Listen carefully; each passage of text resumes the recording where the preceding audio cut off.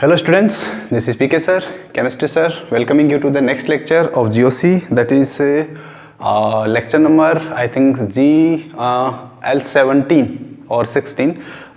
इस लेक्चर में हम कुछ इम्पोर्टेंट पॉइंट्स एक्चुअली क्या है ना कि हमारा जो लास्ट क्लासिफिकेशन आइसोमेराइज्म का एग्जांपल था वहाँ पर कुछ पॉइंट्स मिस हो गए थे, यानी कि वी वर नॉट हमने डिस्कस नहीं किया था. सो पुराने वीडियोस या जो पुराने लेक्चर्स हैं उनको देखने के लिए आप आई बटन पे क्लिक कर सकते हैं. और आज हम स्टार्ट करते हैं some important points. After completing this important points we will start reaction mechanism, very important.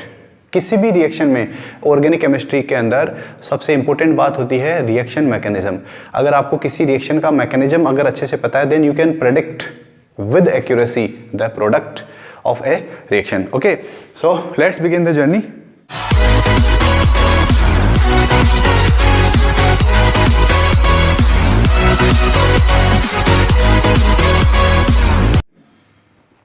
Some important points देखिए, लास्ट में हमने पढ़ा था कॉन्फिगरेशनल आइसोमेराइज्म और उसमें हमने कॉन्फॉर्मेशनल आइसोमर्स जो हैं ब्यूटेन के और इथेन के, उनके बारे में हमने डिस्कस किया था. एक तो हमने इथेन के आइसोमर्स कॉन्फॉर्मेशनल आइसोमर्स की डिस्कशन किया था और एक हमने किया था ब्यूटेन का, इथेन एंड ब्यूटेन. ठीक है, ब्यूटेन में देखिए या इथेन में देख लीजिए कि दो प्लेन के बीच का जो एंगल होता है, the angle between two planes is called dihedral angle. ठीक है, कोई भी दो प्लेन होते हैं उनके बीच का जो एंगल होता है उसको हम क्या बोलते हैं, डाइहेड्रल एंगल बोलते हैं. ठीक है, dihedral angle in eclipsed form of ethane is 0 degree. ठीक है, याद होगा आप लोगों को स्ट्रक्चर इथेन का. हमने एक ऐसा डॉट बनाया था, एक सर्किल बनाया था और इस सर्किल के अंदर एक डॉट लगाया था.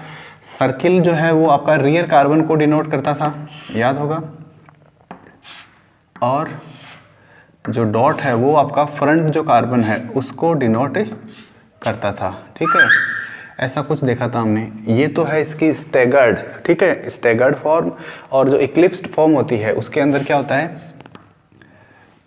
उसके अंदर देखिए आपने ऐसा कुछ डायग्राम बनाया होगा. ये आपका सेंटर में कार्बन है, एक यहाँ पर है, एक यहाँ पर है, एक यहाँ पर है, और इसका जो कार्बन है वो इस टाइप से है, हाइड्रोजन सॉरी, इसका यहाँ पर है और इसका यहाँ पर है. This form is called eclipsed form. This is called eclipsed form and this is called staggered form. तो जो डाइहेड्रल एंगल होता है एक्लिप्स्ड फॉर्म ऑफ इथेन, इसके अंदर उसका एंगल कितना होता है, 0 डिग्री होता है. ठीक है, dihedral angle in staggered form of ethane is 60 degree. यहाँ पर ये जो दो प्लेन है, एक ये प्लेन है और एक ये प्लेन है, इन दोनों के बीच का जो ये एंगल है दैट इज 60 डिग्री, या ये भी क्या है 60 डिग्री. सभी एंगल्स जो है ये 60 डिग्री है. Angle needed to make the bond length of carbon hydrogen from maximum to minimum या minimum to maximum is 60 degree. ये जो स्ट्रक्चर है इसको अगर आप रोटेट करते हैं तो ये है यहाँ पर minimum bond length, minimum bond carbon hydrogen bond length है. यहाँ से मिनिमम से अगर आपको मैक्सिमम जाना है तो इसके लिए आपको इसको 60 डिग्री रोटेट करना होता है. ठीक है, ये यहाँ पर लिखा हुआ है. नेक्स्ट क्या लिखा है, इन ethane by repetition to get the previous one structure is 120 degree. यहाँ से आप जब 60 डिग्री पर जाओगे तो ये मिलेगा आपको, और जब और आप इसमें 60 डिग्री पर जाओगे तो आपको ये वाला स्ट्रक्चर वापस से मिल जाएगा. तो 60 + 60 कितना हो जाएगा, 120 डिग्री. तो ये था आपका कुछ इंपॉर्टेंट पॉइंट. इसके बाद में एक और इम्पोर्टेंट पॉइंट है एंगुलर स्ट्रेन. एंगुलर स्ट्रेन देखिए क्या होता है. पहली बात, अगर हम बात करें साइक्लो एल्केन्स के अंदर कॉन्फॉर्मेशनल आइसोमेराइज्म की, ठीक है, तो वहाँ पर आपको याद रखना है कि ऐसे साइक्लो एल्केन्स जिनकी प्लेनर स्ट्रक्चर होती है वो कॉन्फॉर्मेशनल आइसोमेरिज्म शो नहीं करते हैं. Correct.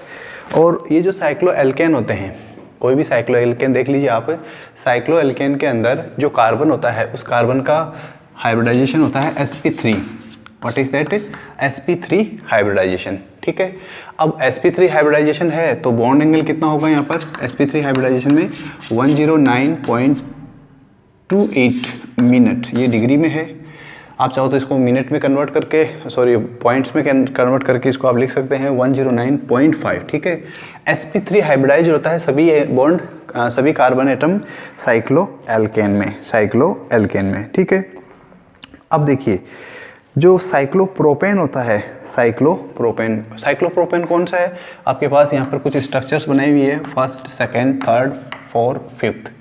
Cyclopropane, cyclobutane, cyclopentane, cyclohexane and cycloheptane. ठीक है, यहाँ पर अगर आप बॉन्ड एंगल की बात करें, यहाँ पर अगर आप बॉन्ड एंगल की बात करें तो ये जो बॉन्ड एंगल है वो कितना है यहाँ पर? 60 डिग्री। कितना है?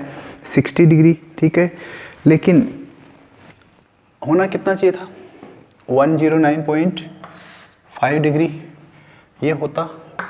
इस कंडीशन में क्या होता है, यहाँ पर आपको ध्यान रखना है, यहाँ पर ये जो बॉन्ड पेयर्स होते हैं, यहाँ पर जो बॉन्ड पेयर्स होते हैं जो 60 डिग्री के डिस्टेंस पे 60 डिग्री के एंगल पर प्रेजेंट है, तो ये जो दोनों बॉन्ड पेयर हैं इनमें दोनों में आपस में क्या होता है? रिपल्शन होता है, रिपल्शन मैक्सिमम होता है। ठीक है, तो अगर रिपल्शन मैक्सिमम होगा तो यहाँ पर इसकी स्टेबिलिटी मिनिमम होगी। ठीक है, नेक्स्ट अगर हम बात करें, अच्छा बॉन्ड एंगल कैसे कैलकुलेट करते हैं? बॉन्ड एंगल कैसे कैलकुलेट करते हैं? जैसे फॉर एग्जांपल हम बात करें इसके लिए, फॉर दिस इज साइक्लोहेक्सेन, ये है बॉन्ड एंगल कैलकुलेट करने का formula. Bond angle is equal to 180 degree minus 360 divided by n. N is क्या है यहाँ पे? Number of sides. यहाँ पर साइड्स कितने हैं? 6 है।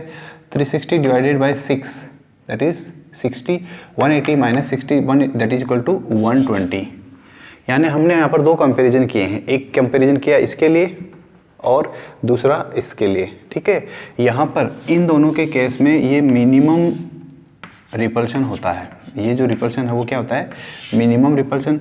और आपको पता है मिनिमम रिपल्शन होगा तो ये मैक्सिमम स्टेबल होता है। ठीक है, इसकी हेल्प से हम यहाँ से एंगुलर स्ट्रेन कैलकुलेट करते हैं। एंगुलर स्ट्रेन कैसे कैलकुलेट किया जाता है?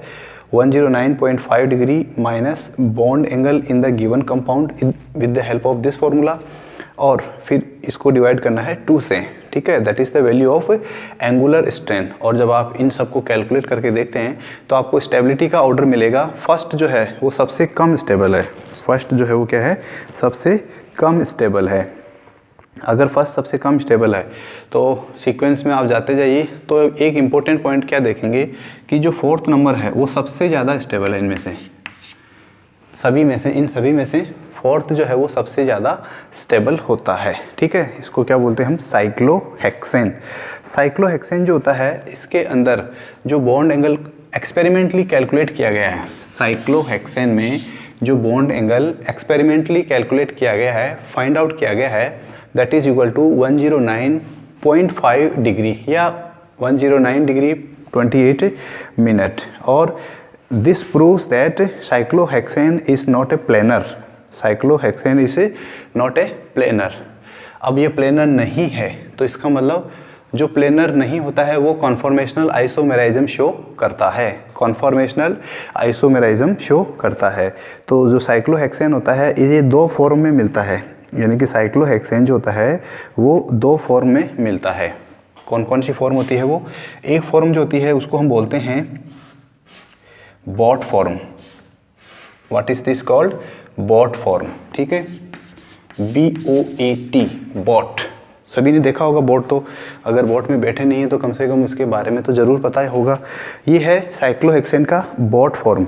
और एक होता है साइक्लोहेक्सेन का चेयर फॉर्म, साइक्लोहेक्सेन का चेयर फॉर्म।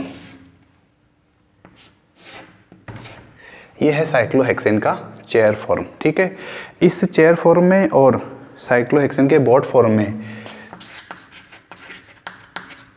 अगर आप एनर्जी की बात करें, चेयर फॉर्म, साइक्लोहेक्सेन के ये दो फॉर्म है। ठीक है, यहाँ पर अगर आप इनके एनर्जी डिफरेंस की बात करें तो ऑलमोस्ट 44 किलो जूल का डिफरेंस होता है, 44 किलो जूल का डिफरेंस होता है। अब क्वेश्चन ये है कि इन दोनों में से ज़्यादा स्टेबल कौन सा होता है? तो ध्यान रखिएगा हमेशा जो चेयर फॉर्म होती है वो सबसे ज़्यादा स्टेबल होती है। एक सिंपल सा लॉजिक याद रखना कि बोट में बैठने से ज़्यादा स्टेबिलिटी मिलेगी आपको या चेयर पे बैठने से ज़्यादा स्टेबिलिटी मिलेगी? तो आंसर होगा चेयर। ठीक है, चेयर पे बैठने से आपको ज़्यादा फ़ायदा होगा या उसमें आपको स्टेबिलिटी मिलेगी। तो आपसे क्वेश्चन पूछा जा सकता है कि जो आपका साइक्लोहेक्सेन है उस साइक्लोहेक्सेन का जो स्टेबिलिटी होता है, साइक्लोहेक्सेन का जो स्टेबिलिटी होता है वो कौन सी फॉर्म का ज़्यादा होता है? ठीक है, तो ये था कुछ इंपॉर्टेंट पॉइंट्स कॉन्फॉर्मेशनल आइसोमर्स के बारे में। Now we start the next topic, next very important topic, that is called reaction mechanism.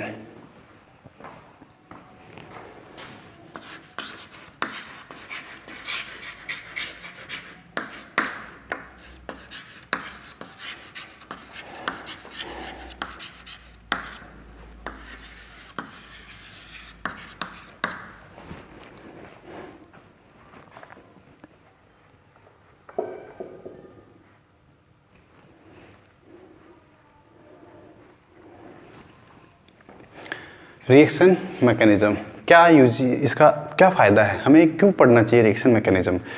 Actually क्या होता है कि कोई भी केमिकल रिएक्शन, ऑर्गेनिक केमिस्ट्री की बात करें तो ऑर्गेनिक केमिकल रिएक्शन की बात करेंगे, यानी कि ऑर्गेनिक रिएक्शन वो किस के अकॉर्डिंग होती है, किस पाथ को, किस रूल को फॉलो करती है। ठीक है, हम ऐसा क्या लर्न करें इसमें कि हमें जो कोई भी प्रोडक्ट होगा हमारा, कोई भी रिएक्शन का जो प्रोडक्ट होगा उसको हम इजीली क्या कर पाएँ, इजीली हम क्या कर पाएँ, प्रेडिक्ट कर पाएँ। ठीक है, उसके लिए हमें बोलते हैं, उसके लिए हमें यूज़ करना होता है रिएक्शन मैकेनिज्म। ठीक है, वेरी इंपॉर्टेंट। अगर मैं इसको स्टार सिस्टम की बात करूं तो ये है आपका 7 स्टार, ये है 7 स्टार टॉपिक। ठीक है, देखिए क्या होता है, जैसे आपके पास में ये है CH3Br प्लस HOH। CH3Br, देखिए जनरली क्या होता है, आप लोगों को याद होगा रिएक्टेंट एंड प्रोडक्ट, दो वर्ड आप लोगों ने जरूर सुने होंगे, रिएक्टेंट एंड प्रोडक्ट। अब यहाँ पर इस कंडीशन में देखिए, ये जो सब्सटेंस है इसको ऑर्गेनिक केमिस्ट्री में, वैसे तो ये रिएक्टेंट है, ये भी रिएक्टेंट है, लेकिन ऑर्गेनिक केमिस्ट्री में इसको सबस्ट्रेट बोला जाता है। What is this called, substrate. ठीक है, और ये जो सब्सटेंस है इसको रीएजेंट बोला जाता है, रीएजेंट। ठीक है, इसकी अगर हम पोलरिटी की बात करें तो ये ऐसा कुछ होता है। ठीक है, इसके ऊपर नेगेटिव चार्ज आता है और ये जो हाइड्रोजन है इसके ऊपर पार्शियल पॉजिटिव चार्ज आता है। इसकी अगर हम बात करें तो यहाँ पर ये जो कोवेलेंट बॉन्ड है, इस कोवेलेंट बॉन्ड के इलेक्ट्रॉन्स जो हैं they are partially shifted towards this bromine and here it is positive charge. कहाँ से आया ये कॉन्सेप्ट, क्योंकि यहाँ पर जो है आपका ब्रोमाइन जो है, उस ब्रोमाइन की इलेक्ट्रोनेगेटिविटी ज़्यादा होती है, ब्रोमाइन की इलेक्ट्रोनेगेटिविटी ज़्यादा होती है। तो इससे क्या होगा, ये जो ब्रोमाइन है, ये ब्रोमाइन किस पे अटैक करेगा, इसके ऊपर अटैक करेगा, और ये जो है आपका मिथाइल, ये इसके ऊपर अटैक करेगा। तो अल्टीमेटली आपको प्रोडक्ट क्या मिलेगा, CH3OH प्लस HBr। ठीक है, नेक्स्ट एक और एग्जांपल देखिए, CH3MgBr, इसकी भी रिएक्शन आप कराते हैं HOH के साथ। HOH क्या है, वाटर है आपका, सिंपल। अब ये जो सबस्ट्रेट है इसके अंदर आपको ध्यान रखना है कि मैग्नीशियम जो है वो तो क्या है, मेटल है। मैग्नीशियम की तो पॉजिटिव नेचर होती है, यानी कि मैग्नीशियम की इलेक्ट्रोपॉजिटिव नेचर होगी, इलेक्ट्रॉन डोनेट करना चाहेगा, लेना नहीं चाहेगा। ये फिर CH3 क्या होगा, इसको इलेक्ट्रॉन लेना पड़ेगा, तो यहाँ पर इसके ऊपर नेगेटिव चार्ज आएगा। यहाँ पर तो वही कहानी है अभी भी, नेगेटिव चार्ज इसके ऊपर और हाइड्रोजन के ऊपर पॉजिटिव चार्ज।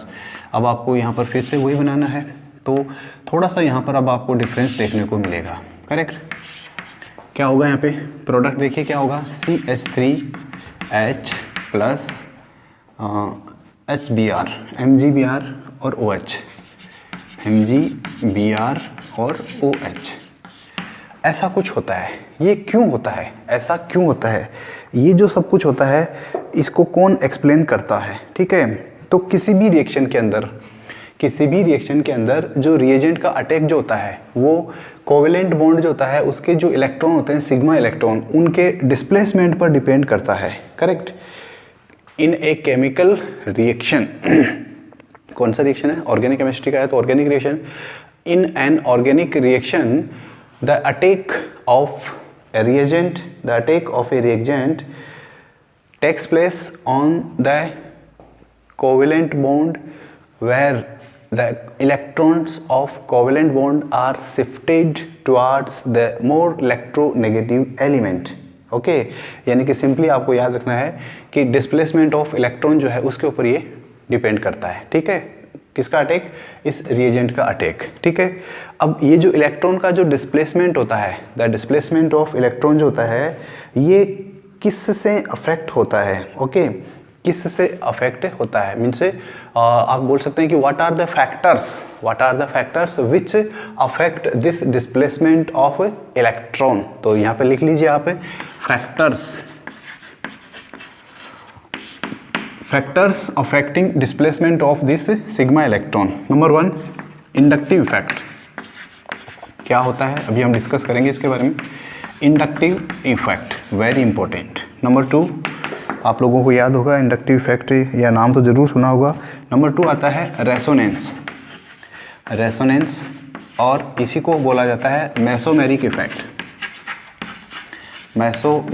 इफेक्ट, रेसोनेंस या मेसोमेरिक इफेक्ट। नंबर 3 आता है आपका हाइपर कॉन्जुगेशन। नंबर 3 क्या है? हाइपर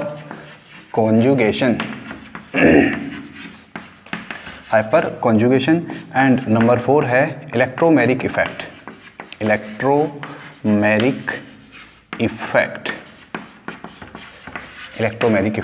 यानी ये 4 फैक्टर हैं जो किसी कोवेलेंट बॉन्ड के जो सिग्मा इलेक्ट्रॉन होते हैं उनका जो डिस्प्लेसमेंट होता है उसको अफेक्ट करते हैं। करेक्ट, ये आपको अच्छे से याद रखना है। चारों ही इंपॉर्टेंट है और अगर इन चारों में से भी ज़्यादा इंपॉर्टेंट की बात करें तो फर्स्ट और सेकंड ज़्यादा इंपॉर्टेंट है, ठीक है।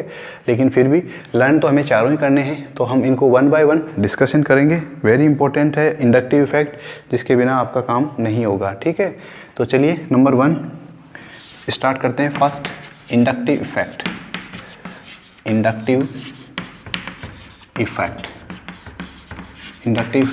पहली बात इसकी कि ये परमानेंट इफेक्ट होता है। It is a permanent effect होता है, ठीक है। This is a permanent effect का मतलब क्या होता है कि यहाँ पर हमेशा ही होता है ये, ठीक है। आप ऐसा नहीं कहेंगे कि भाई कभी होगा या कभी नहीं होगा, ऐसा नहीं होता है, ठीक है। इट इज़ ऑलवेज प्रेजेंट, ठीक है। इंडक्टिव इफेक्ट हमेशा ही प्रेजेंट होता है, that is why it is called permanent effect. Next देखिए इसके बाद में कि जो कोवेलेंट बॉन्ड जो होता है, जिसको हम सिग्मा बॉन्ड बोलते हैं, उसके जो सिग्मा इलेक्ट्रॉन होता है उनकी तरफ the partial displacement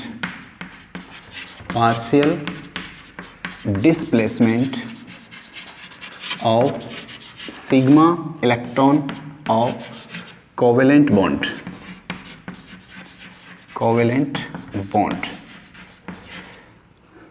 the partial displacement of sigma electron of A covalent bond. अब ये कोवेलेंट बॉन्ड के जो ये सिग्मा इलेक्ट्रॉन है ये किधर की तरफ जाएगा? Towards more electronegative element.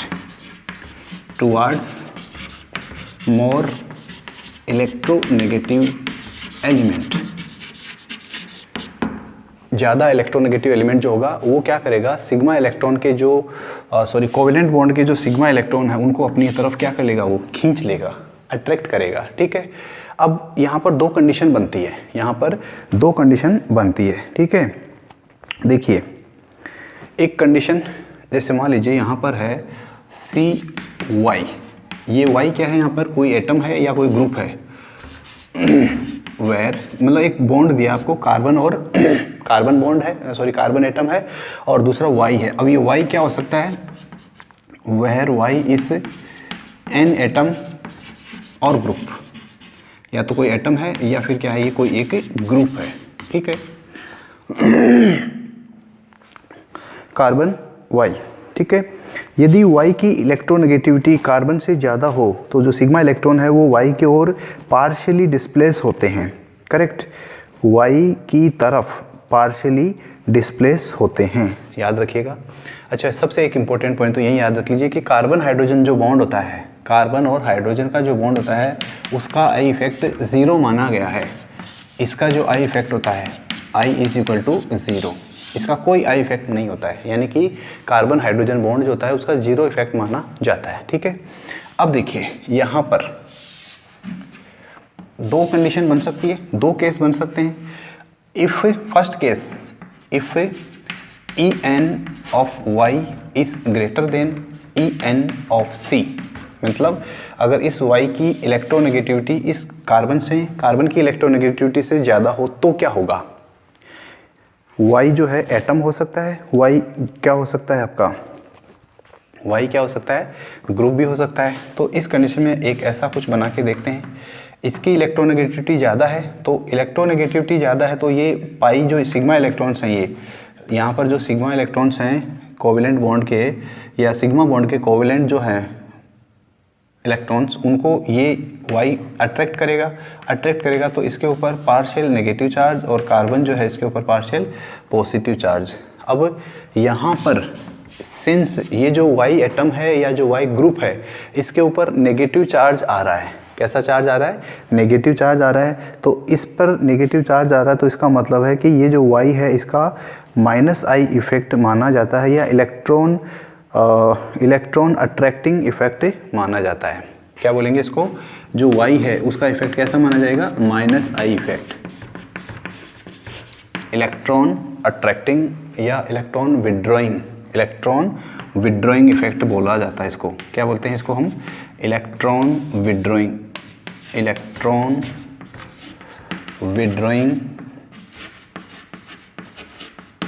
Effect या ग्रुप बोल सकते हैं इसको आप, इलेक्ट्रॉन विड्रॉइंग ग्रुप बोल सकते हो आप इसको सिंपली। वाई क्या है यहाँ पर, वाई एक ऐसा एटम है जिसका इफेक्ट कैसा होगा, माइनस में। ठीक है, क्यों आ रहा है माइनस, क्योंकि इस वाई की इलेक्ट्रोनेगेटिविटी ज़्यादा है with respect to this carbon atom.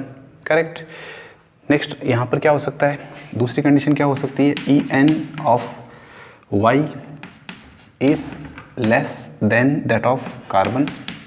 अगर ऐसा कुछ होगा तो क्या होगा, उस कंडीशन में देखिए जस्ट इसका अपोजिट होगा, क्यों, क्योंकि दोनों की इलेक्ट्रोनेगेटिविटी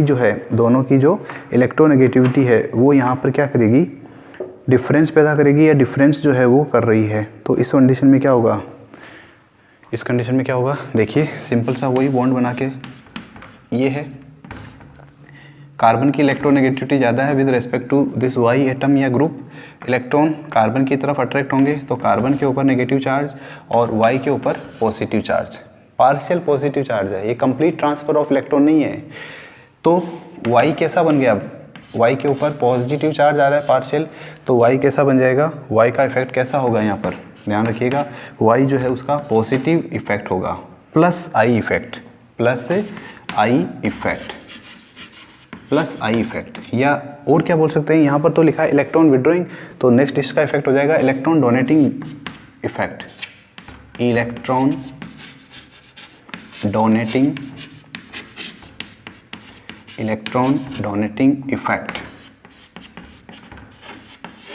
डोनेटिंग इफेक्ट। ठीक है, ये दो टाइप के यहाँ पर आपके पास आई इफेक्ट हो गए, एक होता है पॉजिटिव आई इफेक्ट और एक होता है नेगेटिव आई इफेक्ट। ठीक है, तो ये आपको याद रखना है। चलिए नेक्स्ट देखिए कुछ एग्जांपल्स, कुछ ऐसे ग्रुप्स, कुछ ऐसे एटम्स जो प्लस आई इफेक्ट शो करते हैं या कुछ ऐसे एटम्स या ग्रुप्स जो माइनस आई इफेक्ट शो करते हैं, तो उनके हम एग्जांपल्स की अभी बात करते हैं।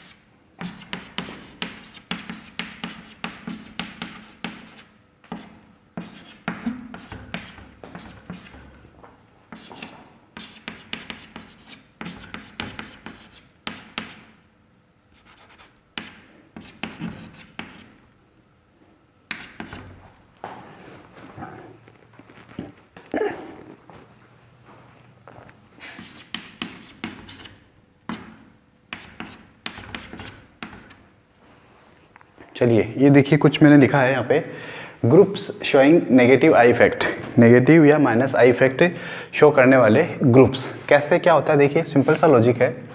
यहाँ पर मैंने एक एग्जांपल लिया है CH3Cl, ठीक है। Cl क्या है, यहाँ पर एक हेलोजन एटम है, यहाँ पर Cl की जगह कोई दूसरा भी हेलोजन एटम हो सकता है, ठीक है।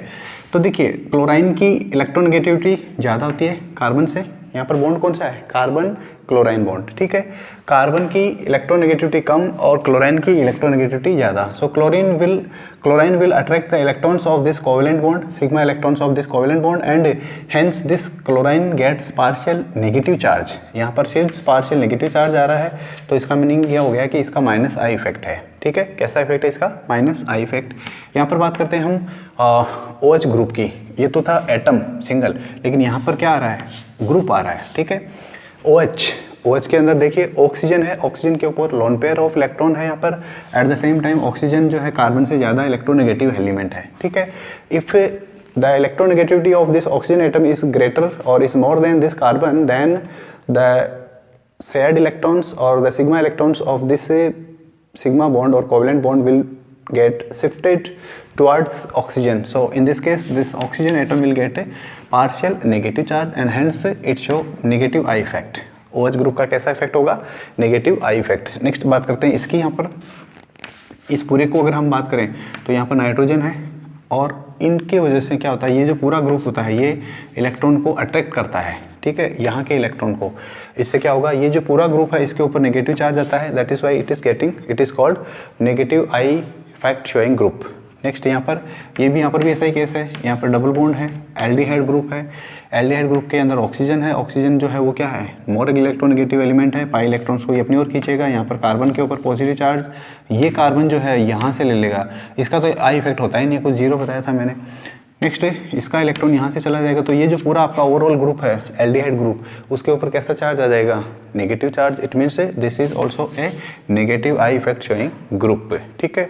अब बहुत सारे ऐसे ग्रुप्स हैं तो इनका एक ऑर्डर होता है कि किसका आई इफेक्ट सबसे ज़्यादा होता है, किसका आई इफेक्ट सबसे कम होता है। तो मैंने यहाँ पर जितने भी पॉसिबल हो सकते हैं आई इफेक्ट शो करने वाले ग्रुप्स, उन सब के लिए मैंने यहाँ पर एक ऑर्डर लिखा है। ये ऑर्डर आपको लर्न रखना है, याद रखना है, बाय हार्ट रखना है, करेक्ट। एग्जाम में आपको कंपैरिजन को क्वेश्चंस पूछे जाएंगे, there will be many questions in which I effect जो है उसको कंपैरिजन कराया जाएगा, ठीक है। तो देखिए OR2 प्लस ऑक्सीजन के ऊपर पॉजिटिव चार्ज है, इलेक्ट्रॉन को तो ऑक्सीजन खुद अट्रैक्ट करता है, खुद ही ऑक्सीजन जो है वो इलेक्ट्रॉन्स को अट्रैक्ट करता है, और ऊपर से पॉजिटिव चार्ज और है, तो बहुत ज़्यादा आई इफेक्ट हो जाएगा इसका, नेगेटिव आई इफेक्ट। फिर नाइट्रोजन भी इलेक्ट्रॉन को अट्रैक्ट करता है नॉर्मली, और ऊपर से पॉजिटिव चार्ज और है, बोलते हैं ना नीम और करेला छड़ा, ऐसा कुछ बोलते हैं हिंदी में। तो यहाँ पर भी ऐसी हालत है, नाइट्रोजन और उसके ऊपर पॉजिटिव चार्ज और ज़्यादा खतरनाक हो गया है, इसका नेगेटिव आई इफेक्ट और भी ज़्यादा, but with respect to this one less, इसका कम। फिर NO2 ग्रुप आता है, इसके बाद में साइनाइड ग्रुप या nitrile group, carboxylic group, aldehyde group, ketonic group, halogen के बाद में ये है आपका CF3, ठीक है, इसका इफेक्ट। और उसके बाद OH that is alcoholic group, ketone ये ईथर का ग्रुप, इसके बाद में फिनाइल ग्रुप, और सबसे लास्ट में हाइड्रोजन का ऑलमोस्ट जीरो, कुछ नहीं होता, सबसे कम है, जीरो है। नेक्स्ट है, ये तो थे माइनस आई इफेक्ट शो करने वाले ग्रुप्स। इसके अलावा जैसे यहाँ पर ऐसा कुछ हो रहा है तो वैसा का वैसा ही पॉजिटिव आई इफेक्ट शो करने वाले ग्रुप्स भी होंगे, करेक्ट। उनका भी कुछ ऑर्डर होगा। ऑक्सीजन है, ऑक्सीजन के ऊपर नेगेटिव चार्ज है, ऑक्सीजन मोर इलेक्ट्रोनेगेटिव एलिमेंट है, उसके ऊपर नेगेटिव चार्ज पसंद नहीं है उसको। ऑक्सीजन क्या करेगा, इस नेगेटिव चार्ज को कैसे भी करके अपने ऊपर से हटाना चाहेगा, तो ये क्या करेगा, अपने इलेक्ट्रॉन्स को दे देगा, सामने वाले को दे देगा, करेक्ट। तो क्या करेगा, इसका सबसे ज़्यादा I effect, positive I effect. इसके बाद में COO that is carboxylate ion, उसका इफेक्ट इससे कम। फिर आपका 3 डिग्री कार्बोकेटाइन या 3 डिग्री जो आपका ये रेडिकल है, कार्बोकेटाइन बोल सकते हैं, कार्बोकेटाइन ही बोलेंगे, 3 डिग्री इसको रेडिकल बोलेंगे, ठीक है। ये 2 डिग्री रेडिकल है, ये 1 डिग्री रेडिकल, और उसके बाद में methyl group that is called 9 degree, and then finally hydrogen के साथ एक कॉमन बात क्या है, माइनस आई इफेक्ट में भी सबसे कम, सबसे नीचे है, पॉजिटिव आई इफेक्ट में भी सबसे नीचे है, ठीक है। अब इसके बाद में देखिए एक इम्पोर्टेंट ये आपका SP है, SP बोले तो स्पेशल पॉइंट नंबर 1, बहुत ही इंपॉर्टेंट है, याद रखना है। जब कार्बन का हाइब्रिडाइजेशन चेंज हो जाता है, तो उसकी इलेक्ट्रोनेगेटिविटी भी चेंज हो जाती है। कार्बन का हाइब्रिडाइजेशन चेंज होता है तो उसकी इलेक्ट्रोनेगेटिविटी भी चेंज हो जाती है। आपके पास इस लेवल पे sp, sp2, sp3 हाइब्रिडाइजेशन जो है कार्बन के, वो हमें अच्छे से याद रखना है, याद होना चाहिए, ठीक है। तो यहाँ पर अगर sp कार्बन होता है, sp हाइब्रिडाइज कार्बन होता है, तो उसकी इलेक्ट्रोनेगेटिविटी सबसे ज़्यादा होगी, that is equal to 3.25 normal carbon से। sp2 कार्बन जो होगा उसकी इलेक्ट्रोनेगेटिविटी होती है 2.75, that is also greater than the sp3 carbon, और sp3 कार्बन के सबसे कम, that is equal to 2.50। Electronegativity का यूनिट क्या होता है, जल्दी से सभी लोग मुझे कमेंट सेक्शन में बताइए, what is the unit of electronegativity. इसका आंसर जो है वो सभी लोग कमेंट सेक्शन में बताइए, what is the answer, discuss in the comment section, ठीक है। तो ये कुछ कहानी है माइनस आई इफेक्ट और प्लस आई इफेक्ट को शो करने वाले जो होते हैं इसका, ठीक है। अब देखिए एक और इम्पोर्टेंट बात है कि ये जो माइनस आई इफेक्ट होता है ना, ये डिस्टेंस बढ़ने के साथ साथ इसका जो इफेक्ट होता है, इसका जो इफेक्टिवनेस जो होता है वो कम हो जाता है, ठीक है।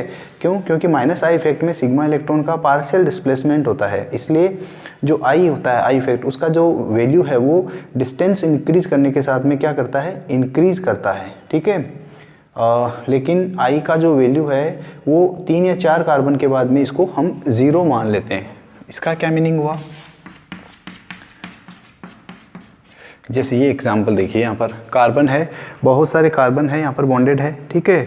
तो ये वाई नेगेटिव इफेक्ट वाला है, मान लीजिए इसके ऊपर, ये इलेक्ट्रॉन को अट्रैक्ट करेगा, ये इलेक्ट्रॉन यहाँ से अट्रैक्ट होगा, यहाँ तक आते आते आई का इफेक्ट, इस वाई का इफेक्ट यहाँ पर क्या हो जाता है? 0 हो जाता है। तो याद रखिएगा, डिस्टेंस बढ़ने पर जो है माइनस आई इफेक्ट के अंदर जो है उसका आई इफेक्ट लास्ट में जाके क्या हो जाता है? 0 हो जाता है, ठीक है।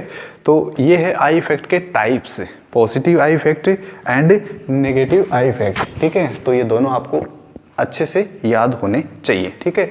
अब हम नेक्स्ट क्लास में हम बात करेंगे इसके एप्लीकेशंस की। आई जो इफेक्ट हमने डिस्कस किया है उसको हम अप्लाई कैसे करेंगे, यानी कि इसकी हेल्प से हम किन किन चीज़ों को डिस्कस कर सकते हैं, एक्सप्लेन कर सकते हैं। How is this inductive effect helpful for us, ठीक है। तो ये जो हेल्पनेस है इसकी वो हम डिस्कस करेंगे एप्लीकेशन पार्ट में, ठीक है। So right now this is the end of the class for today. Meeting you in the next class. Till then take care, keep yourself safe and bye bye.